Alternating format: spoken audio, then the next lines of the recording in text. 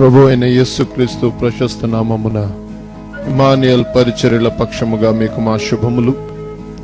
ప్రభు కృప మరియు మీ అందరి ప్రార్థనల వలన ఇమ్మానుయేల్ పరిచర్యల ద్వారా అనేకులు ఆశీర్వదింపబడుటకు ప్రభు తన దాసుడైన పాస్టర్ రాజశేఖర్ గారికి బయలుపరిచిన అనేక ఆత్మీయ సత్యాలను గిల్బోవా అనబడు క్యాసెట్స్ పరిచర్య ద్వారా మీకు అందించడానికి సంతోషించుచున్నాం. ఈ సందేశము ద్వారా మీరు ఆశీర్వదింపబడాలని, అనేకమైన మేలులు పొందుకోవాలని, ఇతరులకు మీరు ఆశీర్వాదకరంగా ఉండాలని నిత్యము మేము ప్రార్థించుచున్నాము. ఆశ్చర్యకరమైన మా ప్రియ తండ్రి, అద్భుతకరుడు అయిన మా ప్రభువా, నీ ప్రశస్తమైన నామమును బట్టి మిమ్మల్ని స్తుతిస్తున్నాను తండ్రి. నిజంగా మీరు సజీవుడు ప్రభువా. మీ నామములోనే రక్షణ, మీ నామములోనే స్వస్థత అని చెప్పిన మీ శ్రేష్టమైన వాక్కును బట్టి మిమ్మల్ని మహిమపరుస్తున్నా. ఈ రాత్రి సమయమందు ప్రభా, రక్షణ కొరకు, స్వస్థత కొరకు మీ పాదముల చెంత కనిపెడుతున్న మా ప్రియ తల్లులను, తండ్రులను దయచేసి మీరు కనికరించండి ప్రభా. ఈ రాత్రి కూడా ప్రభా, పరిశుద్ధత నుండి అతి పరిశుద్ధతలోనికి మీ బిడ్డలు వెళ్ళటానికి మీరు కృప దయచేయమని ప్రార్థిస్తున్నా. ఈ రాత్రి కూడా మీరు మాట్లాడండి స్వామి. ఈ రాత్రి కూడా మీరు మాట్లాడండి ప్రభా.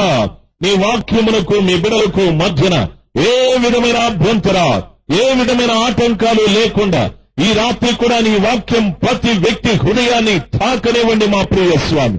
ప్రతి ఒక్క వ్యక్తి పరిస్థితిని తాకనివ్వండి మా ప్రభా. ప్రతి ఒక్క వ్యక్తి శరీరమును తాకనివ్వండి మా ప్రభువా. ఈ వాక్యము ద్వారా అనేక మంది రాత్రి సమయమందు మరలా పశ్చాత్తాపపడటానికి నీ వాక్యం వింటుండగా అనేక మంది మా ప్రభ వారి పాపముల విషయమై రోధించడానికి, నీ వాక్యం వింటుండగా ప్రభ వారు పడిపోయిన స్థితిలో నుండి తిరిగి లేపబడటానికి, నీ వాక్యం వింటుండగా ప్రభ వారిని పీడిస్తున్న ప్రతి విధమైన వ్యాధి నజరేయుడైన క్రీస్తు అధికారం కలిగిన నామములో ఈ రాత్రి సమయమందు వారిని విడిచి బయటికి ఆజ్ఞాపిస్తున్నా. కృప వెంబడి కృపను కుమ్మరించే దేవ, ఈ రాత్రి ప్రత్యేకంగా నీ పరిశుద్ధమైన అభిషేకాన్ని ప్రతి వారి మీద సమృద్ధిగా మీరు కుమ్మరించినందుకే వందనాలు. నీ కార్యములు మా ప్రియ ప్రభ, నీ వాక్యం వింటుండగానే ఒకటి తర్వాత ఒకటి మీ అద్భుతములు చేయమని ప్రార్థిస్తున్నా. నీ నామమే మహిమపరచబడని, నీ నామమే ఘనపరచబడని తండ్రి క్రీస్తు ప్రశస్త నామమున ప్రార్థించి వేడుకుంటున్నాను పరలోకపు తండ్రి. ఆమేన్, ఆమేన్. పరిశుద్ధ గ్రంథమైన బైబిల్లో యెహెజ్కేలు గ్రంథం 15వ అధ్యాయం. ఈ 15వ అధ్యాయంలో 8 వచనాలు ఉన్నాయి. ఇవి నిజంగా చాలా శ్రేష్టమైన వచనాలు. అలాగని మిగిలిన గ్రంథములో ఉన్న పుస్తకాలు, అందులో ఉన్న వాక్యాలు శ్రేష్టమైనవి కావు అని కాదు.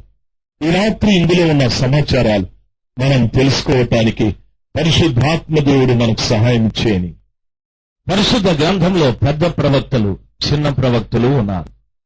ప్రియమైన వాళ్ళరా, ప్రవక్త పెద్దవాడైనా చిన్నవాడైనా వాళ్ళ పని మాత్రం ఒక్కటే, వారి దేవుడు ఒక్కటే. ఆ రోజుల్లో ప్రభు తన ప్రజల క్షేమం నిమిత్తమై ప్రవక్తల ద్వారా తన ఉద్దేశాన్ని ప్రజలకు బయలుపరిచేవాడు. ప్రవక్త అనగా సర్వోన్నతుడైన దేవుని పాదముల చెంత కనిపెట్టి కన్నీరు కార్చి తానున్నటువంటి దేశము, తానున్నటువంటి ప్రజలు నశించిపోకుండా ఉండాలని వారి కొరకు కన్నీరు కార్చి కనిపెట్టినప్పుడు ప్రభు ప్రత్యక్షమై వారికి తెలియజెప్పే వాక్కుని, సమాచారాన్ని ఉన్నది ఉన్నట్టుగా తీసుకువెళ్లి దేవుని ప్రజలకు తెలియజెప్పేవారు. ఆ రీతిగా తెలియజెప్పినప్పుడు ప్రజలు నిజంగా ఆ దేవుని సందేశాన్ని విని వారు లోబడేవారు. ప్రియమైనటువంటి వాళ్ళారా, ఆ రోజుల్లో ప్రవక్త అంటే ప్రజలతో పాటు ప్రభువులు కూడా, రాజులు కూడా భయపడేవారు. ఎందుకో తెలుసా? ప్రవక్తలు పట్టణంలోకి వచ్చేటప్పుడు ప్రజలు లేక రాజులు అడిగేవారు, ప్రవక్త గారు మీరు సమాధానంగా పట్టణంలోనికి వస్తున్నారా అని అడిగేవారు. అంటే ఆ వచ్చేటటువంటి ప్రవక్త దేవుని యొక్క వర్తమానాన్ని తీసుకొని పట్టణంలోనికి వస్తూ ఉన్నాడు. ప్రజల్ని గురించి దేవుడు ఏం చెప్పాడో లేక రాజును గురించి ఏం చెప్పాడో అని భయపడేవారు. ప్రవక్తను చూసి భయపడేవారు. ఈ రోజుల్లో ప్రవక్తకు, ఆ రోజుల్లో ప్రవక్త తరువాత యాజకులు కూడా పనిచేస్తూ వచ్చారు. యాజకుడనేవాడు దేవాలయంలో ఒక వ్యక్తి కొరకు నిర్వర్తించవలసిన ఆ నియమాలను పాటిస్తూ వచ్చేవాడు. బలిపీఠం దగ్గర బలి, గంగాళం దగ్గర శుద్ధీకరణ, ఈ రీతిగా దేవాలయంలో ఉన్న ఉపకరణాల దగ్గర దేవుని ఒక వ్యక్తి కొరకు దేవుడు చేయమన్న ఆ కార్యాలను చేస్తూ వచ్చేవాడు. ప్రవక్త అయితే దేవుని యొక్క వాక్కును నేరుగా ప్రజలకు తెలియజెప్పేవాడు. వింటున్న దైవ జనాంగమా, ఆ ప్రవక్తలకు, యాజకులకు ప్రతిగా ఈ రోజున దేవుడు అనేక మంది దైవ సేవకులు ఎన్నిక చేసుకున్నారు. ఈ రోజున కూడా దైవ సేవకులు దేవుని మాటని ఉన్నది ఉన్నట్టుగా ప్రజలకు బోధిస్తే ఖచ్చితంగా ప్రజల్లో పాపభీతి కలుగుతాది. ఖచ్చితంగా ప్రజలలో దైవభీతి కలుగుతాది. దేవుని మాటలకు తమ సొంత మాటలు, సొంత అభిప్రాయాలు, సొంత సిద్ధాంతాలు, సొంత ఆలోచనలు కలిపి చెరిపేటటువంటి బోధలు ఎన్నో ఈ రోజుల్లో వింటున్నాము గనుక మనుషులలో దైవభీతి నశించాలి. మనుషులలోకి రావలసిన పరిశుద్ధత, మనుషుడు పొందవలసిన పాప క్షమాపణ పొందలేకపోతూ ఉన్నాడు. మనుషుడు తన జీవితంలో యేసు నా దేవుడని మాట్లాడుతున్నాడు, కానీ యేసయ్యకు తగినట్టుగా జీవించడానికి మనుషుడు ఏమాత్రము కూడా మనస్కరించలేదు, ఇష్టపడలేదు. కారణం ఏమిటంటే దానికి కారణం బోధ సరైనది కాదు. దేవుని నుండి వస్తున్న శ్రేష్టమైన వాక్కులు ప్రజలకి చెప్పలేదు. అపోస్తలుడైన పౌలు గారు దేవుని యొక్క వాక్యాన్ని ఒక మాటగా ఆయన పరిచయం చేశారు. ఆయన అన్న మాట ఏమిటంటే దేవుని యొక్క హితవులు అని ఒక దగ్గర ఆయన ఉపయోగించాడు. హితవు అనేటటువంటి మాటకు ఆరోగ్యకరమైన మాటలు, ఆరోగ్యకరమైన బోధ అని చెప్పబడింది. దేవుని యొక్క హితవు అనగా దేవుని మాట ఒక వ్యక్తి వింటూ ఉంటే ఆ మాట వ్యక్తిలో ఆరోగ్యాన్ని కలుగజేస్తూ వస్తాడు. అనగా పాపి పరిశుద్ధుడుగా, రోగి ఆరోగ్యవంతుడుగా, అక్రమస్తుడు క్రమమైన వాడుగా, వ్యభిచారి పవిత్రురాలుగా, ఈ రీతిగా యేసయ్య దినములలో ప్రభు ప్రజలతో మాట్లాడుతున్నప్పుడు ప్రజలలో పరివర్తన ఏ రీతిగా కలుగుతూ వచ్చాదో, స్వచ్ఛమైన దేవుని యొక్క వాక్యాన్ని ప్రజలకు బోధించినప్పుడు ఆ వాక్యం వ్యక్తులలో నిజంగా ఆరోగ్యాన్ని కలుగజేస్తూ వస్తాది. దేవుని యొక్క వాక్యాన్ని హితవు అని అపోస్తలుడైన పౌలు గారు చెప్పారు. కాబట్టి దైవ జనాంగమా, ఈ రోజున ప్రతి దైవ సేవకుడు కూడా దేవుని వాక్యం ఉన్నది ఉన్నట్టుగా బోధిస్తే భారతదేశం ఈ పాటికి 50 పర్యాయాలు మారిపోయి ఉండాలి. ఆర్ఎస్ఎస్ కానీ, బీజేపీ కానీ, ఇంకొక దానిని గుర్చిన భయాలు మనకు ఉండేటివి కాదు. మన బోధల వలననే ప్రజలలో మార్పు లేక, మన బోధల వలననే ప్రజలలో ఆధ్యాత్మికమైన ఆరోగ్యం చేకూర్చబడక ప్రజలు ఇంకా రోగులై, ఇంకా ఆత్మీయమైన జీవితంలో పతనమైపోయే పరిస్థితులు ఏర్పడుతూ ఉన్నాయి. దైవజనాంగమా, అందుకనే ప్రవక్తల కాలం నుండి కూడా దేవుడు సంఘాలను ఉద్దేశించి అనేక సత్యాలను ప్రభుల వారు బోధిస్తూ వచ్చారు. యెహెజ్కేలు 15వ అధ్యాయంలో ఉన్న సమాచారాలు కూడా ఆ విధంగానే ఆ రోజున ప్రవక్త అయిన యెహెజ్కేలుకు బయలుపరిచిన ఈ సత్యాలు ప్రస్తుత కాలంలో మనకు కూడా వర్తించేటట్టుగానే ఈ సత్యాలు ఉంటున్నాయి. పరిశుద్ధ గ్రంథంలో యెహెజ్కేలు 15వ అధ్యాయం చదువుతాను, బాగా గమనించాలి. మరియు యెహోవా వాక్కు నాకు ప్రత్యక్షమై ఇలాగూ సెలవిచ్చెను. మరియు యెహోవా వాక్కు నాకు ప్రత్యక్షమై ఇలాగూ సెలవిచ్చాను. ప్రవక్త అయిన యెహెజ్కేలుకి దేవుని యొక్క వాక్కు ప్రత్యక్షమైనట్టుగా వాక్యం సెలవిస్తాడు. ప్రవక్త అయిన యెహెజ్కేలుకి దేవుని యొక్క వాక్కు ప్రత్యక్షతే కాదు, ఎన్నో చక్కటి దర్శనాలను కూడా ప్రభుల వారు చూపెడుతూ వచ్చారు. ప్రియులారా, గమనించాలి. ఈ రోజున చాలా మందికి దర్శనాలు వస్తాయి, కానీ ఆ దర్శనానికి తగిన రీతిగా లోకంలో కార్యాలు జరగడం లేదు. ఏవో పిచ్చి దర్శనాలు చెప్తూ ఉంటారు, ఉపయోగం లేని దర్శనాలు గురించి మాట్లాడుతూ ఉంటారు. దయచేసి గమనించాలి. ఆ దినములలో ప్రవక్తలకు దేవుడు చూపెట్టిన ప్రతి దర్శనము కూడా కాలములో జరుగుతూ వచ్చాయి. అవి కాదనటానికి వీలు లేకుండా ప్రతి ఒక్కటి కూడా నెరవేర్పులోనికి వస్తూ వచ్చాయి. ప్రియులారా, యెహెజ్కేలుకు దర్శనములు మాత్రమే కాకుండా దేవుని యొక్క వాక్య ప్రత్యక్షత కూడా జరుగుతూ వచ్చాయి. ఏమా ప్రవక్తకి దేవుని వాక్య ప్రత్యక్షత కలగటానికి గల కారణం, ఏమా ప్రవక్తకు దేవుడు దర్శనాలు చూపెట్టడానికి గల కారణము అని అడిగితే, పిల్లరా, యెహెజ్కేలు అనేటటువంటి మాటకు సరైన అర్థం ఏమిటంటే యెహోవా చేత బలపరచబడినవాడు అని అర్థం. యెహోవా చేత బలపరచబడినవాడు, ప్రజలకు ప్రతినిధిగా లేక ప్రజల ఎదుట ప్రభు పక్షంగా నిలబడి ప్రజల ఎదుట పనిచేసే ప్రతి ఒక్క వ్యక్తి కూడా దేవుని చేత బలపరచబడి ఉండాలి. ప్రజల ఎదుట నిలబడి ప్రభు పక్షంగా పనిచేసే ప్రతి దైవజనుడు కూడా దేవుని చేత బలపరచబడి ఉండాలి. ఆ దినమున యెహెజ్కేలుని దేవుడు ఏ రీతిగా బలపరిచాడు అని అడిగితే, యెహెజ్కేలు వైపు తన బలమైన హస్తమును చాపి అతనిని ముట్టి ఆయన చేతితో ఆయన ఆ యెహెజ్కేలు నోటిలో ఆయన వాక్కులను పెట్టాడు అని వాక్యం సెలవిస్తాడు. తన బలమైన హస్తాన్ని చాపి యెహెజ్కేలును తాకి ఆయన నోట దేవుని మాటలను ఉంచి నీవింక మాట్లాడమని ప్రభు చెప్పాడు. ఆ రీతిగా ప్రభు యెహెజ్కేలుని బలపరుస్తూ వచ్చాడు. ఈ రాత్రి సమయమందు దైవజనుడా, నేనడిగే ప్రశ్న, దైవజనుడా, ప్రజల ఎదుట నీవు నిలబడి ప్రభుల వారి ప్రతినిధిగా నీవు బలపరచబడి ప్రజలతో మాట్లాడుతున్నావా? ఎవరి చేత బలపరచబడ్డావు? ఒక ఆయన ప్రయాణంలో నాకు తగిలి ఆయన మాట్లాడుతూ ఆయన అన్నాడు, నీవు ముస్లిమా అనని. నేనన్నా, నేను ముస్లిం కాదండి, నేను ఒక చర్చి ఫాదర్ని అని చెప్పాను. ఓ వెరీ గుడ్, నేను కూడా దైవజనుణ్ణే అని చెప్పాడు. మేమిద్దరం కలిసి మాట్లాడుతూ ఉన్నాను. వీళ్ళ గమనించాల్సింది, నేను బాంబే నుండి వస్తున్నప్పుడు ట్రైన్ లో జరిగిన సమాచారం. ఆయన అన్నాడు, నీవెన్నిసార్లు ఫారిన్ వెళ్ళావని. నాకు చాలా భయం వేసింది. నేను లేదంటే నన్నేమంటాడోనని నేను పోలేదండి అన్నాను. ఆయన అన్నాడు, ఇప్పటికి దరిదాపు ఒక 15 సార్లైనా నేను అమెరికా పోయి వచ్చినాను అని అన్నాడు. నేను ఏమీ మాట్లాడలేదు. ఆయన ఇంకో మాట అన్నాడు, ఎప్పుడైనా పోవాలని ప్రయత్నం చేసినావా అని. చేస్తానే ఉన్నాను, అవకాశాలు దొరకలేదని. ఆయన నవ్వుతూ అన్నాడు, అందరికీ రాదండి అవకాశాలు, అందరికీ రాదు అవకాశాలు అని అన్నాడు. నేను చిన్న మాట అడిగినాను. మాట్లాడి ముగించిన తరువాత నేను ఒక మాట అన్నాడు, ఎప్పుడైనా పరలోకానికి పోయింటివా నువ్వునని. ఆయన లేదన్నాడు. నేను నిజంగా చాలా సీరియస్ గా అడిగినాను, ఎప్పుడైనా నీవు పరలోకానికి పోయినావా అని. ఆయన లేదన్నాడు. నాకు అర్థమైంది, వీడు ఎంత ఫూలోనని. చస్తే గాని పరలోకానికి పోడు, వీడు బతుకున్నప్పుడు ఎట్లా పోతాడు పరలోకానికి. నేను అనుకున్నాడు, వీడొట్టి ఫూల్ అనుకున్నాను. అన్నాను, పరలోకానికి చస్తే కదయ్యా పోయేది, లేదంటా ఉండదు. ఓ ఎస్ అంటాడు ఆ వ్యక్తి.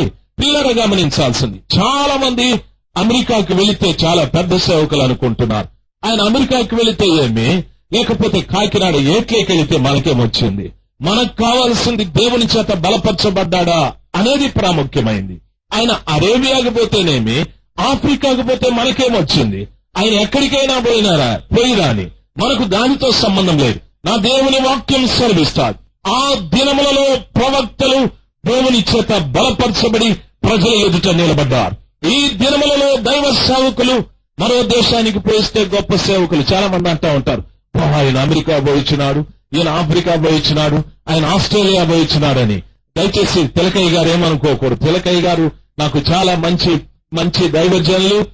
రేపు మాపు మధుబాబాయి గారు కూడా పోవచ్చు, లేకపోతే మీరు కూడా పోవచ్చు. అమెరికా పోయి వచ్చినంత మాత్రాన, ఆస్ట్రేలియా పోయి వచ్చినంత మాత్రాన, ఆఫ్రికా పోయి వచ్చినంత మాత్రాన మనము బలపరచబడ్డాము అని కానే కాదు. ఎంతో మంది బిజినెస్ పీపుల్ వెళ్తూ ఉన్నారు, ఎంతో మంది ఉద్యోగస్తులు వెళ్తున్నారు, ఎంతో మంది లేబర్స్ వెళ్తున్నారు. ఇదేమి గొప్ప సంగతి కానే కాదు. ఓ విజిటింగ్ వీసా మీద నేను కూడా 10 సార్లు డబ్బుంటే తిరుగుతాను, అది కాదు. దేశాలు తిరిగినంత మాత్రాన ఆ వ్యక్తి దేవుని చేత బలపరచబడ్డాడు అని కానే కాదు. కొంతమంది అంటున్నారు, మా చర్చిలో బ్యాంక్ బ్యాలెన్స్ డబ్బు 10 లక్షలు 20 లక్షలు ఉన్నాయని. కొందరు ధనాన్ని చూసి బలవంతులైన సేవకులు అంటున్నారు. కొంతమంది అంటున్నారు, మా చర్చిలో 2000 మంది ఉన్నారు, జనాభాని చూపెట్టి మేం బలమైన మనుషులు అంటున్నారు. కొంతమంది దేశాలు తిరిగి బలమైన వారు అంటున్నారు. లేదు, ప్రతి దైవజనుడు దేవుని చేత బలపరచబడాలి. హల్లెలూయా! దేవుని చేత బలపరచబడాలి. హల్లెలూయా! యెహెజ్కేలు అని ప్రభువు వారు పిలిచి తన చేయి చాపి అతని బలపరిచి అతని నోట తన మాటను ఉంచి ఇంకనూ ప్రజలతో మాట్లాడమని ప్రభుల వారు సెలవిచ్చారు. ఈ అనుభవం దైవజనునికి కావాలి. అప్పుడు ప్రజలు నిజంగా దైవ స్వరమును ఉన్నది ఉన్నట్టుగా, దైవ వాక్కును ఉన్నది ఉన్నట్టుగా, దేవుని వాక్యములో ఉన్న శక్తి నిజంగా ప్రజలను తాకటానికి, దేవుని వాక్యములో ఉన్న పవిత్రత ప్రజల్ని తాకటానికి, దేవుని వాక్యంలో ఉన్న కృప ప్రజల్ని తాకటానికి దేవుడు కృప దయచేస్తాడు. దేవుని చేత బలపరచబడకుండా మన సొంత జ్ఞానం, మన సొంత తెలివి, మన సొంత బుద్ధిని దేవుని వాక్యముతో కలిపి చెరిపే బోధలు ప్రజలకు చెప్పినట్లయితే వ్యక్తులలో స్వస్థత రాదు, వ్యక్తులలో పాప క్షమాపణ కలగదు, వ్యక్తులలో పరిశుద్ధత రాదు. వ్యక్తులు ఎలాగున్నారో అలాగే ఉండవలసి వస్తారు. దైవ జనమా, దైవ సేవకులారా, దేవుని పరిచర్య కొరకు నిన్నెవరు బలపరిచారు? యెహెజ్కేలుని దేవుడు బలపరిచాడు. యెహెజ్కేలు అనగా యెహోవా చేత బలపరచబడినవాడు, దేవుని చేత బలపరచబడిన ప్రవక్త. ప్రియులారా, దేవుని వాక్య దర్శనం అతనికి కలిగా, దేవుని వాక్య ప్రత్యక్షత అతనికి కలిగా, దేవుడు చక్కటి దర్శనములు ఇచ్చాడు. దేవుని వాక్యం సెలవిస్తారు, దర్శనము లేని చోట ప్రజలు నశించుదురు అనని. అనేక మంది సేవకులకు దర్శనాలు లేవు, సరైన దర్శనం లేదు, వారి సొంత సేవను గూర్చిన దర్శనము కూడా లేదు. బాగా గమనించవలసింది, దర్శనము లేని పరిచర్య మనము చేస్తే ఆ స్థలములో రక్షణ కార్యక్రమం జరగదు. దేవుని వాక్యం ఆ రీతిగా సెలవిస్తారు. ప్రతి దైవజనుడు కూడా కాకినాడ పట్టణంలోనే కాదు, మదనపల్లి పట్టణంలో కూడా ఆ రీతిగానే ఉండాలి. ఆ రీతిగా దైవ సేవకులు ఉండాలి. రాజశేఖర్ కూడాను దర్శనం ఉండాలి. రాజశేఖర్ కూడా దేవుని వాక్య ప్రత్యక్షత ఉండాలి. రాజశేఖర్ కూడా దేవుని చేత బలపరచబడి ఉంటేనే దేవుని మాటలు ప్రజల మీద మార్చబడటానికి అవకాశాలు ఉంటాయి. మొదటిది. రెండవది, వాక్య ప్రత్యక్షత కలిగిన తరువాత వాక్యంలో ఏం రాయబడి ఉందంటే, ప్రభు అంటున్నాడు, నరపుత్రుడా, ద్రాక్ష చెట్టు కర్ర, అడవి చెట్లలోనున్న ద్రాక్ష చెట్టు కర్ర తక్కిన చెట్ల కర్ర కంటేను ఏమైనా శ్రేష్టమా అని ఒక ప్రశ్న వేశాడు. ఈ అధ్యాయంలో 5 ప్రశ్నలు యెహెజ్కేలు ప్రవక్తకి యెహోవా వేశాడు. అంటున్నాడు, నరపుత్రుడా. నేను మాట్లాడేటప్పుడు యెహెజ్కేలు గారిని ఏమంటారంటే, యెహెజ్కేలు ప్రవక్త అంటా. దేవుడు మాట్లాడేటప్పుడు ఏమంటున్నాడంటే, నరపుత్రుడా అని మాట్లాడుతున్నాడు. దాని అర్థం ఏమిటంటే, ప్రవక్త అయిన యెహెజ్కేలు ఎప్పుడు కూడా తన జీవితంలో అతిశయపడి పాడైపోకుండా ఉండటానికి నీవు ప్రవక్తమైన నరపుత్రుడివే, నీవు ప్రవక్తమైన మనిషివే, నీవు ప్రవక్తమైన సామాన్యమైన వ్యక్తివే. నేను నిన్ను బలపరిస్తేనే ప్రవక్తవయ్యావు తప్ప నేను బలపరచకపోతే నీవు ప్రవక్తవి కాదు యెహెజ్కేలు, నీవు నరపుత్రుడివే అని ప్రభువు మాట్లాడాడు. దాని అర్థం, ఎంత గొప్పగా ప్రభువు మనల్ని వాడుకున్నా, ఎంత కృప మనకిచ్చినా, ఎంత ప్రజలకు ఆశీర్వాదంగా ప్రభువు మనల్ని చేసిన ఆ తగ్గింపు స్వభావం మనకుండా, ఏదో మనకుందని ఎప్పుడు కూడా గర్వపడకూడదు, ఎప్పుడు కూడా అతిశయపడకూడదు, దేవుని విషయంలో కూడా గర్వపడే ఆలోచనలు ఉండకూడదు. ప్రియమైనటువంటి వాళ్ళరా, నరపుత్రుడా అని తన మొదటి స్థితిని ప్రభుల వారు జ్ఞాపకం చేసి రెండవ మాట మాట్లాడుతున్నాడు. ద్రాక్ష చెట్టు కర్ర అని అంటూ వెంటనే అంటున్నాడు, అడవి చెట్లలో ఉన్న ద్రాక్ష చెట్టు కర్ర దేనికైనా ప్రయోజనమా అని మాట్లాడాడు. ద్రాక్ష చెట్టు కర్ర అని చెప్పి ప్రభుల వారు వెంటనే అన్నాడు, అడవి చెట్లలో ఉన్న ద్రాక్ష చెట్టు కర్ర దేనికైనా ప్రయోజనమా అని మాట్లాడాడు. మొదటి ప్రశ్న. రెండవ మాట ఏమన్నాడంటే, ప్రియమైనటువంటి వాళ్ళరా, కర్ర కంటేను ఏమైనా శ్రేష్టమా? ఏ పనికైనాను దాని కర్రను తీసుకొందురా?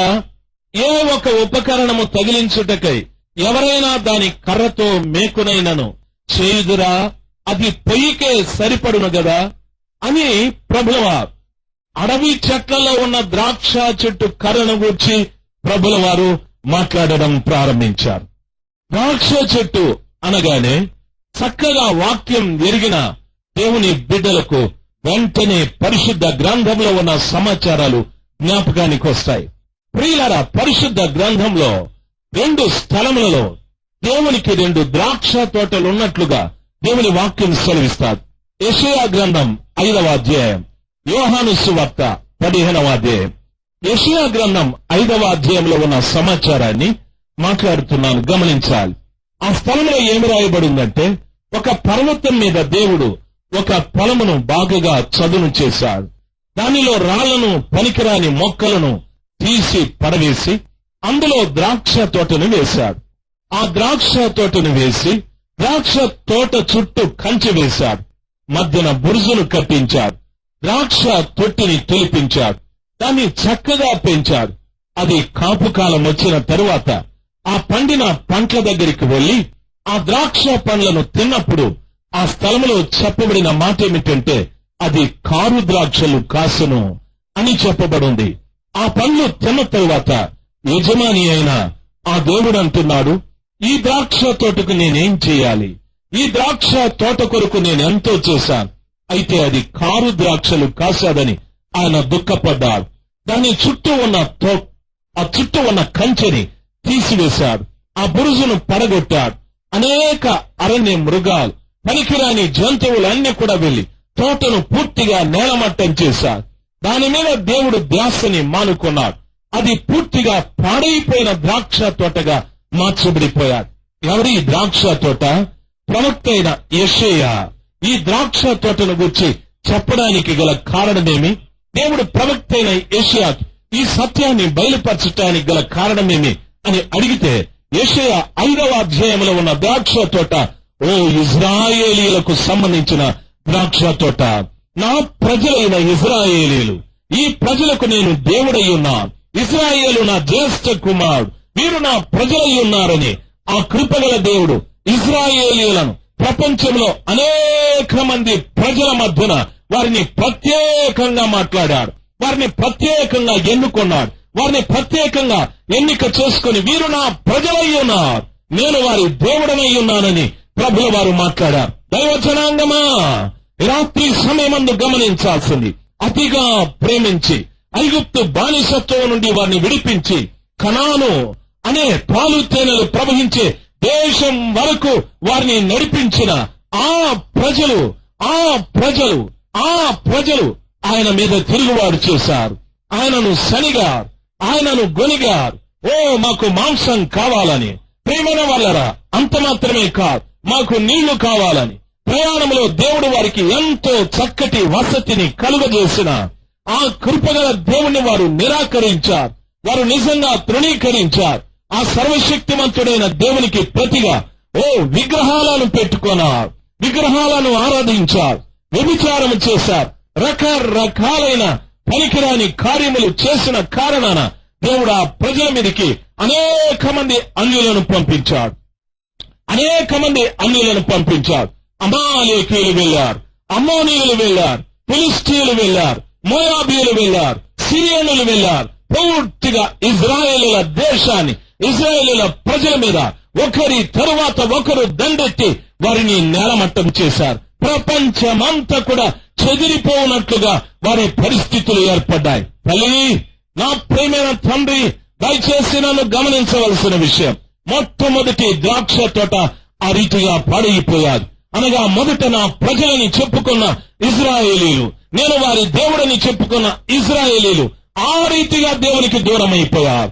ఆ రీతిగా దేవుడు లేని ప్రజలుగా, దేవుని పోగొట్టుకున్న ప్రజలుగా, పూర్తిగా కాపుదల లేని ప్రజలుగా వారు మార్చబడిపోయారు. దేవుడు కనికరం, దేవుని మహాకనికరం, దేవుని మహాకృప, దేవుడు 2వ ద్రాక్ష తోటను ప్రారంభించాడు. యోహాను సువార్త 15వ అధ్యాయంలో ఈ రీతిగా చెప్పబడింది, నేను ద్రాక్షావళిని, మీరు తీగలై ఉన్నారు. ఎవరైనా నాయందు అంటు కట్టబడి ఉంటే నేను వాని యందు ఉంటాను, వారు బహుగా ఫలిస్తారు అని ప్రభువు వారు చెప్పారు. రెండవది, నాకు వేరయ్యుండి మీరేమీ చేయలేరు. నాకు వేరయ్యుండి మీరేమీ చేయలేరు. ఈ వాక్యాన్ని బాగా గమనించాలి. ప్రభుల వారి స్థలంలో 2 మాటలు మాట్లాడాడు. నేను ద్రాక్షావళిని, మీరు తీగలై ఉన్నారు. నేను ద్రాక్షావళిని, మీరు తీగలై ఉన్నారు. ప్రపంచంలో ఉన్న ప్రతి క్రైస్తవునితో నా యేసయ్య మాట్లాడుతున్న మాట, మీరు తీగలు, నేను ద్రాక్షావళిని. మీరు తీగలు, నేను ద్రాక్షావళిని. వింటున్న దైవ జనాంగమా, నా యందు మీరును మీ యందు నేనును ఉన్నట్లయితే మీరు బహుగా ఫలిస్తారు. నాకు వేరై మీరేమీ చేయలేరు. ఈ మాటల ప్రకారంగా కొందరు క్రీస్తును అంటుకొని కొందరు క్రీస్తుకు వేరై పనిచేస్తూ ఉన్నారు. రెండవ ద్రాక్ష తోటలో కూడా వ్యత్యాసం కల్పిస్తున్నది. ఒకరు ఆయనలో ఒకరు వేరై పని చేస్తున్నారు అని వాక్యం సెలవిస్తాది. నన్ను బాగా గమనించవలసిన విషయం, వేరై మీరేమీ చేయలేరు అని ప్రభుల వారు చెప్పారు. వేరై అంటే దాని అర్థం ఏమిటి అనే ఆలోచన మనకు రావచ్చు. ప్రియమైనటువంటి వాళ్ళరా, ఈ రోజున అనేక మంది క్రీస్తుకు అంటుకట్టబడవలసిన వారు, క్రీస్తనే ద్రాక్షవల్లికి నీవు అంటుకట్టబడితే, తీగగా నీవు అమర్చబడితే, యేసు క్రీస్తులో ఉన్నవే ఆ తీగలోనికి కూడా రావటానికి అవకాశాలు ఉంటాయి. ఆ తీగలో కూడా రావటానికి రాజశేఖర్ అంటుకట్టుకున్నాడా? రాజశేఖర్ ఆ ద్రాక్షవల్లి అనే ప్రకాండమునకు అతుకబడి ఉన్నాడా? ఆ క్రీస్తులో ఉన్నవే రాజశేఖర్లకు వస్తాయి. ఒకవేళ నేను క్రీస్తులో, ద్రాక్షవల్లి అని చెప్పబడిన క్రీస్తులో నేను అంటు కట్టబడకపోతే నేను వేరై ఏమీ చేయలేను. ఈ రోజున నేను చాలా చేయాలని ఆశ, ఈ ప్రపంచమంతా మార్చాలని ఆశ, పట్టణాలు మార్చాలని ఆశ. అయితే ఏమీ చేయలేకపోతున్నా. చాలా మంది అనుకుంటున్నారు, ఈ గ్రామాన్ని మార్చాలి, నేను అద్భుతాలు చేయాలి, నేను మహత్కార్యాలు చేయాలి, నేను సూచక్రియలు చేయాలి, నేను బోధిస్తే ఏదో జరగాలి, ఎన్నెన్నో అనుకుంటున్నారు. ఏమీ జరగలేదు. ఎందుకు జరగలేదు? దేవుని వాక్యంలో చెప్పబడిన మాట, నాకు వేరై మీరేమీ చేయలేరు. ఎలాగ మనం వేరైపోయాం? ప్రియులరా, ప్రభులో ఆనుకొని ఉన్నవారు, ద్రాక్షవల్లిలో కలిసి ఉన్నవారు బహుగా ఫలిస్తున్నారు. దేనిలో ఫలించాలి? ఆత్మలో ఫలించాలి, ఆయన కృపలో ఫలించాలి. ప్రియులరా, ఆత్మలో మనం ఫలిస్తూ ఉండాలి. దేవుని వాక్యం ఆ రీతిగా సెలవిస్తారు. వేరై ఏమీ చేయలేని వారు ఎలాగ వేరైపోయారు? కొందరు బోధ ద్వారా వేరైపోయారు. యేసయ్య బోధించిన బోధ లేదు. మీకు అర్థమవటానికి చెప్తాను. కొంతమంది అంటున్నారు యేసే దేవుడు, పరిశుద్ధాత్మ లేదని గట్టిగా బోధించే వాళ్ళు ఉన్నారు. కొంతమంది అంటున్నారు యెహోవా దేవుడు, ఇంకొక దేవుడు గీవుడు లేదని మాట్లాడేవారు ఉన్నారు. కొంతమంది అంటున్నారు ప్రియులారా యేసు నామములో బాప్తిస్మం అనేవారు. కొంతమంది అంటున్నారు తండ్రి కుమార పరిశుద్ధాత్మ నామములో బాప్తిస్మం అనేవారు. ఈ మధ్యన కూడా దీని విషయంలో ఎన్నో తర్జన భర్జనలు. దేనితో బాప్తిస్మం ఇస్తే మీకేమండి నష్టము? మీకు కావాల్సింది బాప్తిస్మం. చాలా మంది దీన్ని చాలా సీరియస్ గా తీసుకుంటున్నారు. నన్ను ఈ విషయం కొంత మాట్లాడనివ్వండి. తండ్రి కుమార పరిశుద్ధాత్మ నామములో యేసు క్రీస్తు ప్రభుల వారు బాప్తిస్మం ఇవ్వమని చెప్పారు. ఆయన దేవుడు, యేసయ్య దేవుడు. యేసయ్య తరువాత వచ్చిన అపోస్తలులలో పేతురు గారన్నారు, యేసు క్రీస్తు నామమున మీకు బాప్తిస్మం ఇస్తున్నాను అని చెప్పాడు. ఆ తరువాత ఇది అపోస్తల కార్యం 2వ అధ్యాయంలో చెప్పబడింది.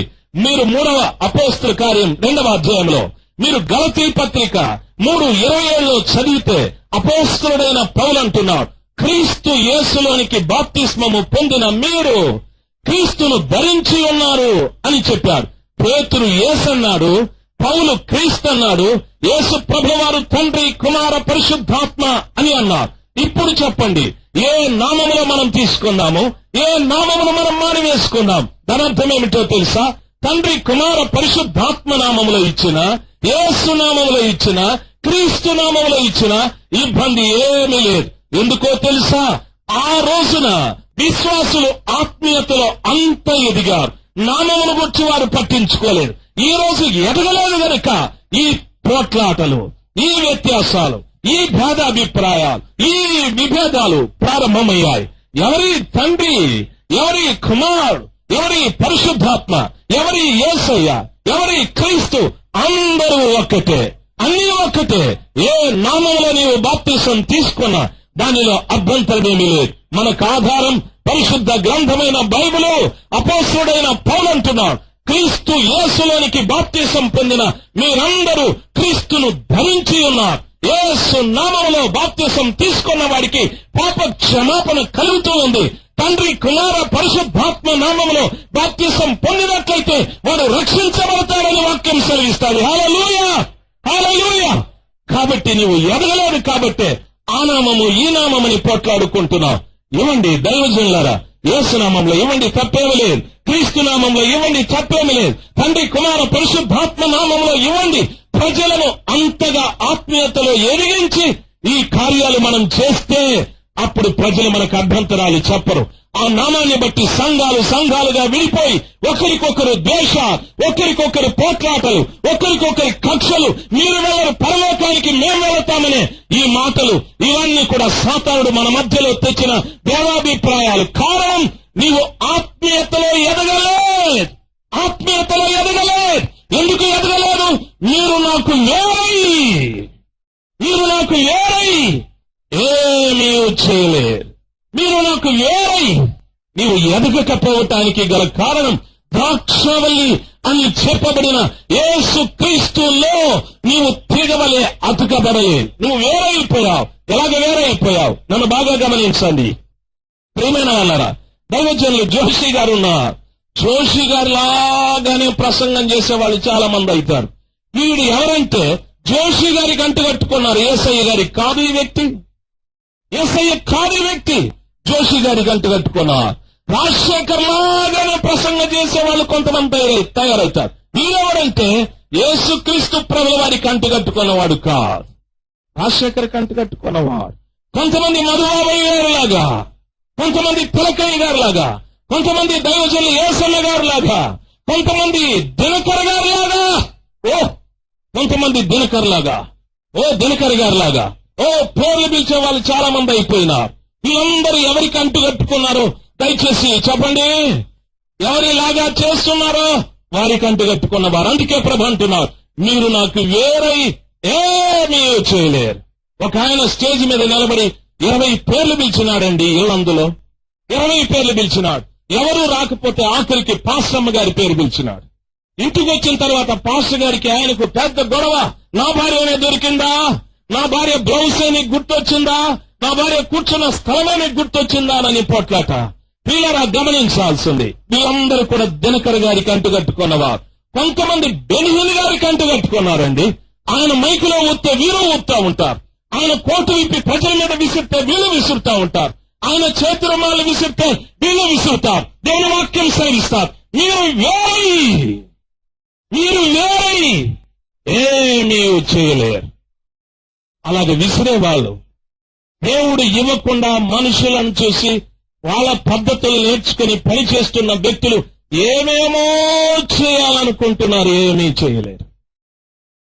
ఏమేమో చేయాలనుకుంటున్నారు, ఏమీ చేయలేరు. రెండవ ద్రాక్ష తోట కూడా వేరైపోయాది. రెండవ ద్రాక్ష తోట కూడా యేసు ప్రభుల వారికి వేరై ఏమీ చేయలేకపోతుంది. ఏమి చేయాలి? సంఘము క్రీస్తు ప్రభుల వారి ప్రత్యక్షతని లోకానికి చూపెట్టాలి. క్రీస్తు ప్రభుల వారి శక్తిని లోకానికి చూపెట్టాలి. క్రీస్తు ప్రభుల వారి ప్రభావాన్ని లోకానికి చూపెట్టాలి. సంఘము ద్వారానే యేసు క్రీస్తు ప్రభుల వారు లోకానికి కనిపించాలి. సంఘానికి సరైన నిర్వచనం ఏమిటి అని అడిగితే, సంఘం అంటే ఏమిటి, సంఘానికి సరైన అర్థం ఏమిటి అని అడిగితే, అపోస్తల కార్యం 20:28 వాక్యంలో ఈ రీతిగా రాయబడింది. దేవుని వాక్యంలో అపోస్తలుడైన పౌలు అంటున్నాడు, క్రీస్తు తన స్వరక్తమిచ్చి సంపాదించుకున్న ఆ సంఘమునకు పరిశుద్ధాత్మ బింబులను అధ్యక్షులనుగా చేసి అని ప్రారంభించారు. దాని అర్థం సంఘం అనగా యేసు క్రీస్తు ప్రభుల వారు తన సొంత రక్తముతో కొనిన వ్యక్తుల సముదాయమునకు పేరు సంఘము. అది కూడా ఒక సంఘమే. రకరకాలైన కార్యాలు చేస్తూ ఉంటారు, అది కూడా ఒక సంఘమే. కోర్టులకు వెళుతూ ఉంటాము, అది కూడా సంఘమే. పోలీస్ స్టేషన్లకు వెళుతూ ఉంటాము, అది కూడా సంఘమే.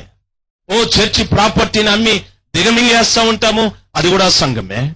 అన్ని సంఘాలే. బహుశా ఈ మాటలన్నీ చెప్తే మీరంటారు పాస్టర్ని తిడతారని. మీరు చేయలేదా? నేను చెప్పేది అబద్ధమేమైనా చెప్తున్నానా? నేను చెప్పేది నేను చేయలేదు అనేవాళ్ళు హల్లెలూయా చెప్పండి. చెప్పలేరు, మీకు ధైర్యం లేదు. దయచేసి గమనించాల్సిన విషయం, ప్రియమైన వాళ్ళరా, నువ్వు నిజంగా క్రీస్తులో ఉంటే ఆయన మీలోకి వస్తాడు. తీగ ద్రాక్షవల్లిలో ఉంటే యేసయ్య దానిలోనికి వస్తాడని వాక్యం సెలవిస్తాడు. మీరు నా యందును నేను మీ యందును నిలిచి ఉంటే మీరు బహుగా ఫలిస్తారు. మీరు బహుగా ఫలిస్తారు. ఈ పాటికి క్రీస్తులో మనముండి మనలో క్రీస్తు ఉంటే మా మదనపల్లి 40 సార్లు మారిపోయి ఉండాలి. మీ కాకినాడ 100 సార్లు మారిపోయి ఉండాలి. మనం వేరైపోయాం. మనం వేరైపోయి ఏమీ చేయలేని వాళ్ళమైపోయాం. దైవ జనాంగమా, నన్ను గమనించాలి. సులభంగా మీకు అర్థమవటానికి చెప్తాను. ఒక తల్లి 10 సంవత్సరాల నుండి మందిరానికి వస్తుంది. ఆమె పిటిషన్ ఏమిటంటే, ఆమె ప్రేయర్ రిక్వెస్ట్ ఏమిటంటే, నా భర్త కొరకు ప్రార్థన చేయండి, ఆయనలో మార్పు లేదని. 10 సంవత్సరాల నుండి. ఏం నీ భర్త మారలేదు? నీవు ప్రభులో లేవు. ప్రభు నీలో లేడు. ఉంటే నీవు బహుగా ఫలించాలి.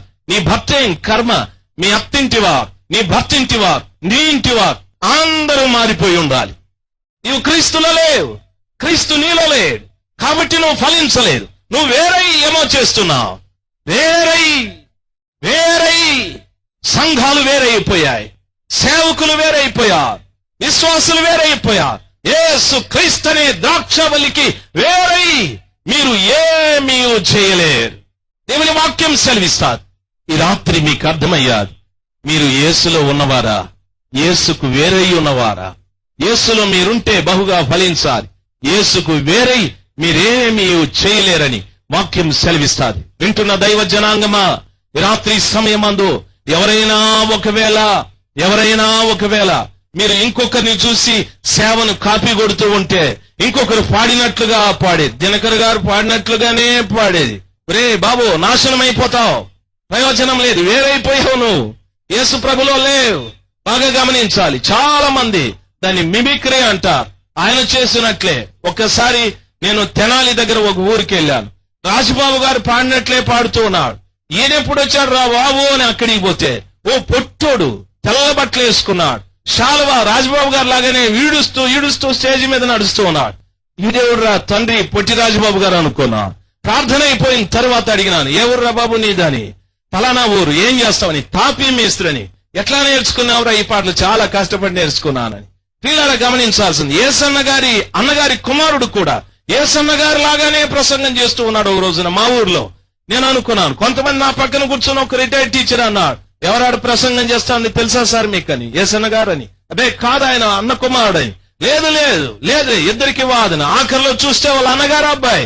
అయ్యా, ఏసన్న గారికి అంటుకట్టుకుంటే మీకు వచ్చే లాభం లేదు, రాజశేఖర్కి అంటుకొట్టుకుంటే మీకు వచ్చే లాభం లేదు. నా యేసై అందుకే 2000 సంవత్సరాలకు మునిపే చెప్పాడు, ఎవడైనాను ద్రాక్షావల్లి అయిన నాతో మీతో నేను కలిసి ఉంటే, మీ యందు నేను, నా యందు మీరు నిలిచి ఉంటే మీరు బహుగా ఫలిస్తారు. లేకపోతే నాకు వేరై మీరేమీ చేయలేరని వాక్యం సెలవిస్తారు. రాత్రి సమయమందు 2వ ద్రాక్ష తోటలో 2 భాగాలు. మొదటి భాగం ఆయనలో ఉన్నవారు, 2వ భాగం ఆయనకు వేరైనవారు. రాత్రి ప్రియ దైవ జనాంగమా, ఈ పట్టణంలో ఎందరూ ఆయనతో ఉండి బహుగా ఫలిస్తున్నారు? ఆయనకు వేరై ఎంతమంది ఏమీ చేయలేకుండా నశించిపోతున్నారు? ఇంకా ఎంతకాలం మీ భర్తల కొరకు ప్రార్థన చేస్తారు? యేసయ్యకు వేరై ఇంకా ఎంతకాలం మీ పిల్లల కొరకు ప్రార్థన చేస్తారు? యేసయ్యకు వేరై ఇంకా ఎంతకాలం మీ సంఘాల అభివృద్ధి కొరకు ప్రార్థన చేస్తారు? యేసయ్యకు వేరై జరిగే ఉపవాసాలు జరుగుతూ ఉన్నాయి, జరిగే ఆన్లైన్ ప్రేయర్లు జరుగుతూనే ఉన్నాయి, జరిగే ఉజ్జీవ కూడికలు జరుగుతూనే ఉన్నాయి. అయితే సంఘం ఉజ్జీవింపబడలేదు, సంఘంలో పరిశుద్ధత రాలేదు, సంఘంలో క్రీస్తు ప్రభుల వారు ప్రత్యక్షం కాలేదు, సంఘంలో ఉన్న వ్యక్తులు క్రీస్తు రక్తముతో కొనబడలేదు. ఓ పాపులు గాని, అక్రమస్తులు గాని, తిరుగుబాటుదారులు గాని, అబద్ధాలు చెప్పేవారు గాని, అనేక మంది యేసు క్రీస్తు ప్రభుల వారికి వేరైన జనాంగం సంఘంలో కల్పిస్తూనే ఉన్నారు. దైవ జనాంగమా, ఈ రాత్రి సమయమందు యేసుకు వేరే మీరేమీ చేయలేరు అనేది బాగా అర్థం చేసుకోవాలి. మొదటి ద్రాక్ష తోట పాడైపోయాది. ఇజ్రాయేలీలు రెండవ ద్రాక్ష తోటలో కూడా 2 గుంపులైపోయాయి. ఒకటి ఆయనతో ఉన్నవారు, ఒకటి ఆయనకు వేరై ఉన్నవారు. నీవెవరివి? రాత్రి సమయమందు నీవెవరివి? ప్రియమైన వాళ్ళరా, 3 రకాలైన ద్రాక్ష తోటలు ఇప్పుడు. కారు ద్రాక్షలు కాసిన ద్రాక్ష తోట, ఆయనకు వేరై పనిచేస్తున్న ద్రాక్ష తోట, ఆయనతో ఉండి పనిచేస్తున్న ద్రాక్ష తోట. అయితే ప్రవక్త అయిన యెహెజ్కేలు ఈ స్థలంలో చెప్పిన సమాచారం ఏమిటంటే, అడవి ద్రాక్ష చెట్లలో ఉన్న ద్రాక్ష చెట్టు కర్ర దేనికైనా ప్రయోజనమా అని అడిగారు. ఈ ద్రాక్ష చెట్టు అడవి చెట్లలో ఉంది అని మాట్లాడుతున్నాడు. ద్రాక్ష తోట ఎప్పుడు కూడా అనేక చెట్లతో కలిసి దాన్ని పెంచటానికి వీలు కాదు. ద్రాక్ష చెట్టును పెంచాలి అంటే దాని నేల చాలా మెత్తగా ఉండాలి. ప్రియులారా, ద్రాక్ష చెట్టు పెంచాలి అంటే ఎత్తైన చెట్ల నీడ దాని మీద పడకూడదు. ద్రాక్ష చెట్టు పెంచడానికి ప్రియులారా ఓ చక్కటి పందిరి ఉండాలి. పందిరుండి ఆ పందిరి మీద ఈ తీగల్ని బాగా అల్లించాలి. ఆ తీగలు పందిరి మీద బాగా వ్యాపించి ఆ తరువాత అవి ఫలములు ఫలించడానికి ప్రయత్నం చేస్తాయి. ఆ వ్యాపించిన తీగలలో పనికిరాని తీగలు, పనికొచ్చే తీగలు ఉంటాయి. చూడటానికి ద్రాక్ష తోట చక్కగా కనిపించిన ఒక్కొక్క పర్యాయం ద్రాక్ష చెట్లు ఫలించవు. కారణం, దానిలో ఉన్న పనికిరాని తీగలు ఉన్నంత వరకు పనికొచ్చే తీగలో కూడా పూతా పోయేదు, కాటాకాయదు. ఆ పనికిరాని తీగను కత్తిరించిన తరువాతనే ఆ చెట్టు కాపు కాయటానికి పని చేస్తుంది, కాపు కాయడం ప్రారంభిస్తుంది. దైవజనాంగమ్మా, ఆ రీతిగా ద్రాక్ష చెట్టు లేక ద్రాక్ష తోట ఓ చక్కటి పందిర్లు వేసి ఆ పందిర్ల మీద ద్రాక్ష తోటను పెంచాలి. అయితే ఈ ద్రాక్ష చెట్టు ఎక్కడుందంటే అరణ్యములో చెట్ల మధ్యన ఉంది అని చెప్పబడింది. ఇది అరణ్యము మధ్యలో ఉన్న అరణ్యపు చెట్లలో ఉన్న ద్రాక్ష చెట్టు. అరణ్యము అనేటటువంటి మాట ఆ స్థలంలో రాయబడింది కాబట్టి అడవి అనేటటువంటిది లోకానికి సాదృశ్యం తల్లి, లోకానికి సాదృశ్యం నా ప్రేమిన తల్లి. ఈ ద్రాక్ష చెట్టు లేక ఈ ద్రాక్ష తోట లోకంతో కలిసిపోయాది అని చెప్పడంలో సందేహం లేదు. మొదటి ద్రాక్ష తోటలో కారు ద్రాక్షలు, రెండవ ద్రాక్ష తోట యేసయ్యకి వేరైపోయారు, మూడవ ద్రాక్ష తోట యేసుతో కూడా ఉన్నది, నాలుగవ ద్రాక్ష తోట అరణ్యపు వృక్షాల మధ్యన ఉన్న ద్రాక్ష చెట్టు. అది లోకంతో కలిసిపోయాదా ద్రాక్ష చెట్టు? ప్రియులారా, లోకంతో కలిసిపోయాదా ద్రాక్ష చెట్టు? ఆయన ఇప్పుడు ఏమంటున్నాడంటే, ఆ ద్రాక్ష చెట్టు కర్ర మిగిలిన కర్రల కంటే ఏమైనా శ్రేష్టమా? మిగిలిన కర్రలు ఉపయోగంగా ఉండొచ్చు, అడవి చెట్లలోటి కర్రలని ఉపయోగంగా ఉండొచ్చు. అయితే ద్రాక్ష చెట్టు కర్ర దేనికి ఉపయోగం లేదని ఆయన మాట్లాడాడు. రెండవ మాట ఏమన్నాడంటే, దానిని మేకుగా చేసి ఏ ఉపకరణమైనా తగిలించటానికి అది ఉపయోగపడుతుందా అని మాట్లాడాడు. ద్రాక్ష చెట్టు కర్ర మేకుగా చేసి ఓడ మీద దాన్ని బిగించి ఒక ఉపకరణాన్ని దాని మీద తగిలిస్తే ఆ బరువునది మోయగలదా అని మనల్ని ప్రశ్నిస్తూ ఉన్నాడు. దాని అర్థం ఏమిటంటే, అరణ్యంలో ఉన్న ద్రాక్ష చెట్ట నీవు ఏ బరువును కూడా మోయలేవు, ఏ బరువుని కూడా భరించడానికి నీకు శక్తి లేదు అని మాట్లాడాడు. ఏ బరువుని మోయాలి విశ్వాసి? ఏ భారాన్ని భరించాలి విశ్వాసి? యేసయ్య ఏమన్నాడంటే, మత్తయి సువార్త 11వ అధ్యాయంలో, ప్రయాసపడి భారము మోసుకుంటున్న సమస్తమైన వాళ్ళరా నా దగ్గరికి రండి, భారం మోస్తున్న వాళ్ళరా నా దగ్గరికి రండి అని ఆయన చెప్పాడు. ఆయన పిల్లలైన మనం ఆయనతో ఉంటే, ఆయన మనలో, మనం ఆయనలో ఉంటే మనము కూడా భారం భరించే మేకువలే ఉంటాం. మీ కుటుంబాలలో మీరు బాగా గమనించవచ్చు, ఏదైనా ఒక వస్తువు తగిలించాలంటే గోడకు మేకును బిగ్గుగా బిగించి కొట్టి ఆ మేకుకి ఒక భారమైన వస్తువుని మనం తగిలించి ఉంటాం. ఎంత కాలమైనా ఆ మేకు ఆ భారాన్ని భరిస్తూ ఉంటారు. ఏ రోజు కూడా మేకు ఈ భారాన్ని నేను భరించలేనని చెప్పదు. అదే రీతిగా ప్రతి క్రైస్తవుడు కూడా ఒక మేకై ఒక ఉపకరణమును మోసే ఆ బాధ్యత లేక బరువును మోసే వ్యక్తిగా ఉండాలి అని ప్రభుల వారి ఉద్దేశం. అయితే వాడు బరువును మోసే శక్తి వానికి లేదు, వాడు ద్రాక్ష చెట్టు కర్ర, వాడు ఏ భారమును భరించలేడు అని మాట్లాడుతూ ఉన్నాడు. ఏ భారాన్ని భరించాలి? అనేక పర్యాయాలు భక్తి కలిగిన భార్య భక్తి లేని తన భర్త మాట్లాడిన మాటల్ని బట్టి తాను కోపపడ్డది, తాను విసుగు చెందాది. తన భర్త సమాచారాలు తీసుకొచ్చి దైవజనునికి, ఆ సంఘంలో ఉన్న వ్యక్తులకి చెప్తూ తన భర్తని నిజంగా పనికిరాని వ్యక్తిగా తయారు చేస్తూ ఉంది. అనగా విశ్వాసి అయిన భార్య భర్తను భరించలేకపోతూ ఉంది, భర్తను భరించలేకపోతూ ఉంది. అనేక పర్యాయాలు విశ్వాసులైన తల్లిదండ్రులు తమ పిల్లల్ని భరించలేకపోతున్నారు. ఓ నా పెద్ద కొడుకు ఈలాగా చెడిపోయాడు, వాడు త్రాగుబోతైపోయాడు, వాడు భ్రష్టుడైపోయాడని 10 మనం చెప్తూ ఉంటాం. 10 మంది దగ్గర వాడిని గురించి మాట్లాడుతూ ఉంటాం. నీవు కన్న బిడ్డనే, 9 మాసాలు మోసిన నీ బిడ్డని నీవు భరించలేని మేకువైపోయావు. ఆ భారాన్ని నీవు భరించలేని తల్లిగా, భరించలేని తండ్రిగా అయిపోయావు. నీ కొరకు కన్నీళ్లు కాల్చి ఉపవాసాలుండి నీ రోగంలోను, నీ సమస్యల్లోను, నీ ఇబ్బందిలోను, నీ ఆర్థిక ఇబ్బందుల్లోను, నీకు జరిగిన అవమానాలు, నీకు జరిగిన నిందల్లో నీ ఇంటికి దైవజనుడు వచ్చి నీ ఇంట్లో నీతో పాటు కూర్చొని మోకాళ్ళ మీద నిలబడి ప్రార్థన చేసి, ఏకాంత ప్రార్థనలు చేసి, ఉపవాస ప్రార్థనలు చేసి, నీ కుటుంబ పరిస్థితులన్నీ చక్కబెట్టి నిన్నొక మంచి వ్యక్తిగా, నీ కుటుంబం ఒక యోగ్యమైన కుటుంబంగా చేసిన ఆ దైవజనుడు ఏదైనా మాట్లాడినప్పుడు, ఏదైనా హెచ్చరించినప్పుడు, ఏదైనా గద్దించినప్పుడు, ఓ విశ్వాసి, ఆ దైవజనుని నీవు భరించలేకపోతున్నావు. ఆ సంఘాన్ని వదిలిపెట్టి వెళ్ళిపోతున్నావు, ఆ సేవకుని వదిలిపెట్టి వెళ్ళిపోతున్నావు.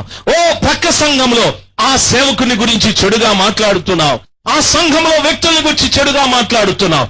భరించే శక్తి విశ్వాసికి లేదు, భరించే శక్తి భార్యకు లేదు, భరించే శక్తికి భర్తకు లేదు, భరించే శక్తి తల్లిదండ్రులకు లేదు. దేవుని వాక్యం సెలవిస్తా. ఏం కారణం తెలుసా? యేసు క్రీస్తు ప్రభువారు లోకంలో ఉన్న భారమునంతటినీ ఆయన భరిస్తే కనీసం నీ కుటుంబ భారాన్ని, నీ భార్య భారమును కూడా నీవు భరించలేకపోతున్నావు. ఎందుకో తెలుసా? నీవు క్రైస్తవుడివే, నీవు విశ్వాసివే, ఆయన రక్తముతో కడగబడిన వాడివే. అయితే వాక్యము సెలవిస్తా, లోకముతో కలిసిపోయిన ద్రాక్ష చెట్టు ఇది, లోకముతో కలిసిపోయిన ద్రాక్ష చెట్టు ఇది బలహీనమైపోయాది. ఏ భారమును కూడా భరించే శక్తి లేని చెట్టుగా ఇది మార్చబడిపోయాది. ఇది ఏ భారాన్ని భరించలేకపోతూ ఉంది. అమ్మా, తల్లి, నా ప్రియమైన తండ్రి, నా మాటలు మీకు అర్థం అవుతున్నాయనుకుంటున్నా. నా మాటలు అర్థమయ్యేవాళ్ళు ఒక్కసారి హల్లెలూయా చెప్దాం. హల్లెలూయా చెప్దాం. మళ్ళా ఒకసారి చెప్దాం. హల్లెలూయా. ఏ భారాన్ని భరించలేకపోతున్నాం. చిన్నదానికి మనం కోపగించుకుంటున్నాం, చిన్నదానికి ఏవగించుకుంటున్నాం, చిన్నదానికి వ్యతిరేకులైపోతున్నాం, చిన్నదానికి మనము ప్రియులారా మనకు దేవుడిచ్చిన ప్రశస్తమైన స్థలాన్ని, ప్రశస్తమైన దైవ సేవకులను విడిచి ఎక్కడికెక్కడికో మనం వెళ్ళిపోతూ ఉన్నాం. దానికి కారణం ఏమిటి అని అడిగితే భారాన్ని భరించే శక్తి మనకు లేక. నా ప్రభుల వారు అంటున్నారు, ఆ ద్రాక్ష చెట్టు కర్ర మేకుగా తయారు చేసి దాన్ని బిగించిన తరువాత అది ఏ భారమునైనా, ఏ ఉపకరణమునైనా మోయినా, ఏ వస్తువునైనా మోయటానికి దానికి శక్తి ఉన్నదా? లేదు అని ప్రభుల వారు సెలవిచ్చారు. దానికి కారణం ఏమిటంటే లోకంలో కలిసిపోయిన ద్రాక్ష చెట్టువి నీవు, లోకంలో కలిసిపోయిన ద్రాక్ష చెట్టువి నీవు. వింటున్న దైవ జనాంగమా, 2వ మాట పరిశుద్ధ గ్రంథంలో చెప్పబడిన మాట బాగా గమనించాలి. లోకముతో కలిసిపోయిన ద్రాక్ష చెట్టని. లోకముతో కలిసిపోయిన వారు ఎంత బలహీనులైపోతారో, ఎంత చెడిపోతారో, వాళ్ళ మనస్తత్వం ఎంత పాడైపోతారో ఒక్కసారి నన్ను చెప్పనివ్వండి. మీకు ఆదికాండం 19వ అధ్యాయము అనగానే స్పష్టంగా ఒక సమాచారం మీకు గుర్తుకొస్తాడు. 19వ అధ్యాయములో లోతు మనకు కనిపిస్తాడు. ప్రియులారా, లోతు అబ్రహాముతో ఉన్నంత కాలం చాలా భక్తిపరుడండి. అబ్రహాముతో ఉన్నంత కాలం బలిపీఠములు కట్టాడు, బలిపీఠము దగ్గర బలులు అర్పించాడు, యెహోవా అని గొంతెత్తి ప్రార్థన చేశాడు. అయితే అబ్రహాము పనివారు, లోతు పనివారికి మధ్యన పోట్లాట వచ్చిన కారణాన అబ్రహాము లోతు ఇద్దరు కూడా విడిపోయారు. అబ్రహాము లోతుని పిలిచి, బాబు, ఇదిగో నీ కళ్ళ ఎదుట ఈ ప్రదేశం ఉంది, దేన్ని కోరుకుంటావో కోరుకోమన్నప్పుడు లోతు కన్నులెత్తి చూసి సొదొమ గొమొర్రా ప్రాంతాలను చూసి అది ఒకప్పుడు సొదొమ పట్టణం వలె, ఒకప్పుడు యెహోవా తోట వలె అతనికి కనిపించాలి. అంటే దాని అర్థం తన కంటిలో నికరమైనటువంటి దృష్టి లేదు, తన కంటిలో స్పష్టమైన దృష్టి లేదు. అది సొదొమనా లేక యెహోవా తోట అని గుర్తెరగలేకపోయాడు. ఆ ప్రదేశాన్ని కోరుకొని సొదొమలో కాపురం పెట్టాడు. దేవుని మహాకృప, ఈ సమాచారాలు మీకు తెలుసు. అయితే సొదొమ పట్టణం యొక్క పాపం అధికమైన కారణాన దేవుడు ఆ పట్టణాన్ని అగ్నితో కాల్చి బూడిద చేయాలనుకున్నాడు. అబ్రహాము యొక్క మనవిని బట్టి లోతు కుటుంబాన్ని దేవుడు దేవదూతల్ని పంపి సొదొమ గొమొర్రా పట్టణాల నుండి బయటికి నడిపించాడు. దైవ జనాంగమా బాగా గమనించాలి. సొదొమ పట్టణంలో లోతు భార్య, లోతు పిల్లల్ని దేవదూతలు చేతులు పట్టుకొని పట్టణం అవతలికి నడిపించి, ఇదిగో మీరు పారిపోండి, మీరు పరిగెత్తుకుంటూ వెళ్ళిపోండి, ఇక కొద్దిసేపటికి అగ్ని గంధకాలు కురిసి ఈ పట్టణం కాలి బూడిదైపోతాదని చెప్పారు. వింటున్న దైవ జనాంగమా, వారు ఆ విధంగానే పరిగెత్తారు. అయితే లోతు భార్య వెనక్కి తిరిగి చూసి ఉప్పు స్తంభం అయిపోయారు. లోతు పిల్లలు పరిగెత్తుకుంటూ వెళ్లారు, సోయరుకు వెళ్లారు. ఆ తరువాత ఒక పర్వతం మీద వారి కాపురం పెట్టారు. ఇప్పుడు బాగా గమనించాలి. లోతు కుమార్తెలు ఏమంటున్నారు తెలుసా? లోతు భార్య పేరు చెప్పలేదు. లోతు కుమార్తెల పేర్లు కూడా పరిశుద్ధ గ్రంథంలో రాయబడలేదు. లోతు కుమార్తెలకి పుట్టిన పిల్లల పేర్లు రాశారు. నన్ను బాగా గమనించాలి ప్రియమైన వాళ్ళరా. దేవుని వాక్యం ఏమంటుందో తెలుసా? లోతు కుమార్తెలు ఇప్పుడు అంటున్నారు, ఏం మాట్లాడుతున్నారు తెలుసా?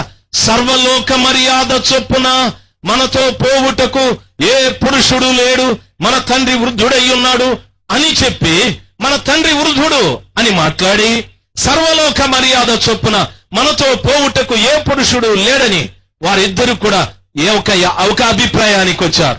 ఏమిటో తెలుసా? ఈ రాత్రి తండ్రికి ద్రాక్షరసం ఇప్పించి తండ్రితో నేను స్నేహం చేస్తాను, రేపు నీవు అని వారు వంతులు పెట్టుకుని తండ్రితో వారు సంతానాన్ని కలుగజేసుకున్నారు.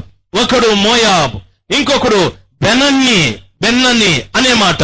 ప్రియమైన వాళ్ళరా, వాని ద్వారా కలిగిన సంతానం అమ్మోనీయులు వచ్చారు. వీళ్ళిద్దరు కూడా ఇశ్రాయేలీయులకు పరమ శత్రువులైపోయారు. నన్ను బాగా గమనించాలి. వారు ఆ సొదొమ పట్టణంలో నుండి బయటికి వచ్చేటప్పుడు పరలోక మర్యాదతో వచ్చారు. దేవదూతలు వారిని బయటికి తీసుకొచ్చారు.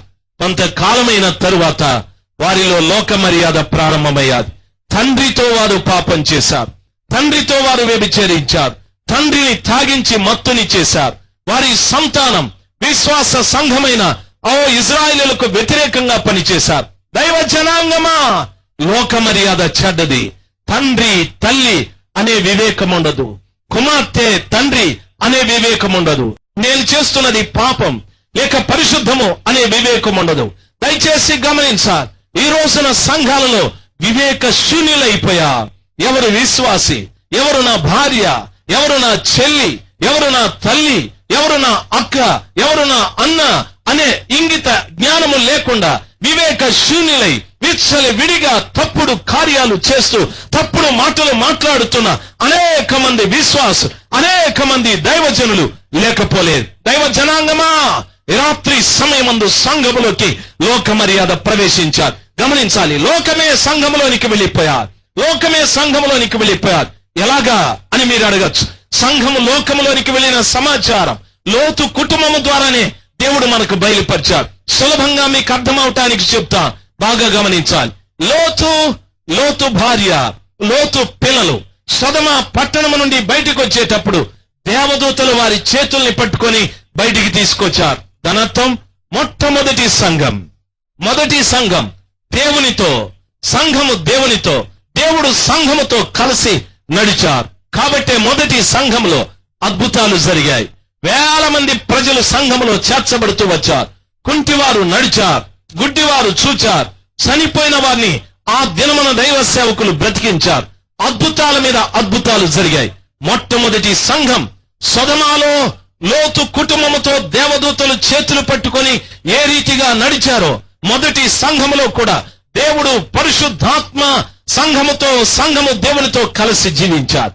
కాలక్రమేణా జరిగింది ఏమిటంటే, ప్రియులరా, దేవదూతలు తీసుకొచ్చి పరిగెత్తమని చెప్పారు. అప్పుడు కొంత దూరం పరిగెత్తి లోతు భార్య వెనక్కి తిరిగి చూశారు. దాని అర్థం ఏమిటో తెలుసా?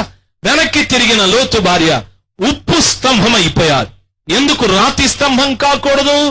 ఎందుకు ఇనుప స్తంభం కాకూడదు? ఎందుకు ఉక్కు స్తంభం కాకూడదు? ఉప్పు స్తంభం ఎందుకు కావాలి? యేసయ్య ఉప్పును గురించి మాట్లాడాడు. మీరు లోకమునకు ఉప్పు అయి ఉన్నారు. ఉప్పుని సారమైతే మరి దేనికి పనికిరాదు. అది పారవేయబడి మనుషుల చేత త్రొక్కబడుటకే కాని దేనికి పనికిరాదని చెప్పాడు. యేసయ్య తనను నమ్మిన వ్యక్తులను గూర్చి మీరు లోకానికి ఉప్పు అయి ఉన్నారు అని మాట్లాడాడు. లోతు భార్య కూడా ఉప్పు అయిపోయారు. చరిత్రలో చాలా సమాచారాలు ఉన్నాయి, కానీ ఉప్పు స్తంభమైన ఈవిడ ఎవరు అని అడిగితే ప్రియులారా, ఆర్సిఎం సంఘం అని చెప్పచ్చు, రోమన్ కేథలిక్ సంఘం అని చెప్పచ్చు. రోమన్ కేథలిక్ సంఘం అనేటటువంటిది ఈ రోజున లోకానికి ఉప్పులాగా ఉన్నది. ఎంతో లోకంలో సోషల్ వర్క్, ప్రజలకి ఎన్నో సదుపాయాలు సౌకర్యాలు కలుగజేస్తూ ఉన్నారు.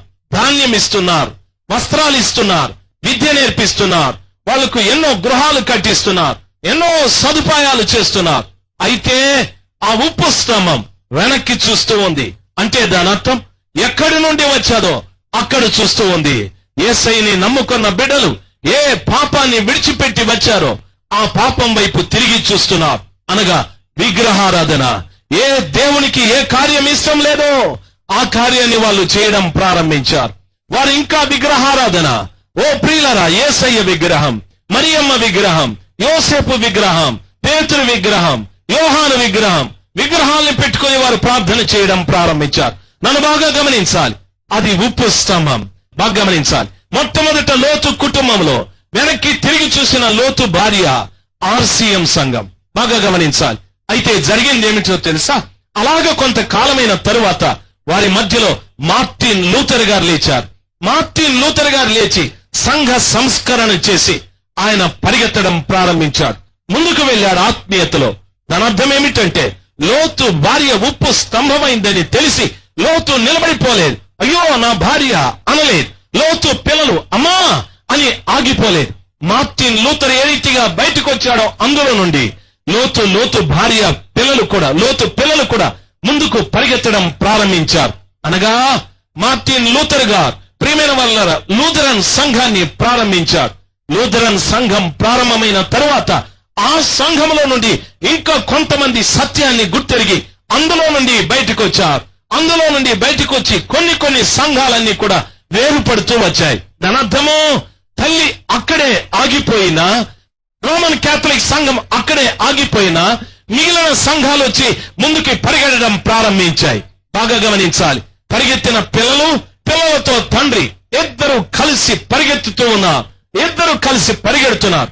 పరిగెత్తిన పిల్లలే ప్రియులరా సంఘాలు, ఈ దినమునున్న సంఘాలు. పరిగెత్తిన పిల్లలే ఈ దినమునున్న సంఘాలు. అనేక మంది అంటున్నారు ఈ సంఘాలన్నీ ఆర్సిఎం సంఘములో నుండి వచ్చినవి అనని. అది వాస్తవమే. లోతు కుటుంబంలో కూడా అదే రీతిగా జరిగాది. బయటికి పరిగెత్తుకుంటూ వచ్చిన ఆ పిల్లలకు మారుగా ఉన్న సంఘాలు ఆ తండ్రితో పాపం చేసినట్లు ఈ రోజున కూడా సంఘాలు మన తండ్రి అయిన క్రీస్తు ప్రభుల వారితో తప్పితం చేస్తున్న. అనగా దాని అర్థం ప్రియులారా, క్రీస్తు ప్రభుల వారికి వ్యతిరేకంగా అవి పనిచేస్తూ ఉన్నాయి. లోకంతో కలిసిపోయాయి. మీరు బాగా గమనించాలి.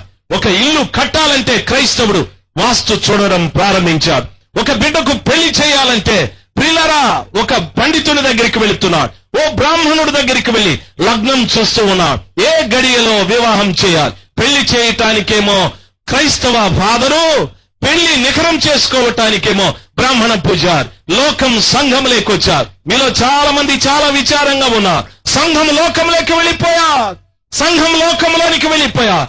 అమ్మోనీయులు, మోయాబీలు కలిసి ఓ కనాను యాత్ర చేస్తున్న ఇజ్రాయేలీల మీద వ్యతిరేకంగా నిలబడ్డారు. వీరికి వీరే పోట్లాటలు, వీరికి వీరికే మధ్యన ఇబ్బందులు, వీరికి వీరికే కక్షలు, వీరికి వీరికే కనాను యాత్రలో అడ్డంకులు తగిలారు. విశ్వాసులైన వారికి మరో విశ్వాసులు అడ్డంకులు, క్రైస్తవులైన వారికి మరో క్రైస్తవులు అడ్డంకులు. ప్రేమైన వాళ్ళరా బాగా గమనించాలి. మీ కాకినాడలో సిఓఎం ఉంది, క్రిస్టియన్ అవుట్ రీచ్ మినిస్ట్రీస్ అనుకుంటా. దైవజనులు విలియమ్స్ గారు ఓ రాజమండ్రిలో బాప్తీసాలు ఇవ్వటానికి వెళితే, కొన్ని వేల మందికి బాప్తీసాలు ఇవ్వటానికి వెళితే రాజమండ్రిలో ఉండే దైవజనులు పోలీస్ కంప్లైంట్ ఇచ్చారండి. మత మార్పిడి జరుగుతుంది, వెళ్ళండి. ఓ ఫలానా విలియమ్స్ గారు ఏదో చేస్తున్నారు, వెళ్ళమని. క్రైస్తవులకే నిజంగా సిగ్గులేదు. నిజంగా మీకు అవమానం రావాల్సిందండి. ప్రియమైన వాళ్ళరా, ఎందుకు ఈ మాటలు చెప్తున్నానో తెలుసా?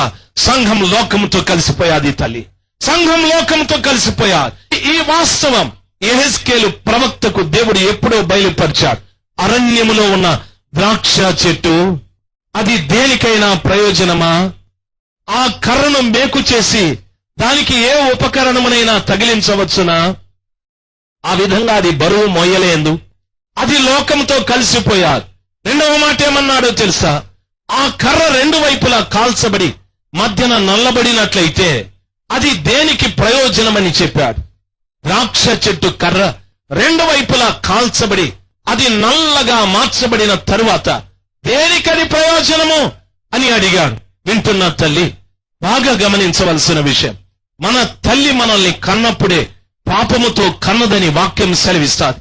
అయితే క్రీస్తు మనల్ని ఆయన ప్రశస్తమైన రక్తముతో కడిగి మనం పవిత్రంగా ఉండాలని కోరుకున్నాడు. సొదొమలో నుండి వారిని బయటికి తీసుకొచ్చినట్లు పాపములో నుండి మనల్ని బయటికి తీసుకొస్తే తిరిగి మనం లోకముతో కలిసి రెండవ వైపు కూడా కాలిపోయాం. మొదటి వైపు కాల్చబడింది తల్లి గర్భములో పుట్టి, రెండవ వైపు లోకముతో కలిసి మనం కాల్చబడిపోయాం. మనము నల్లటి కర్రగా మార్చబడిపోయాం. పరిశుద్ధ గ్రంథమైన బైబిల్ సెలవిస్తారు.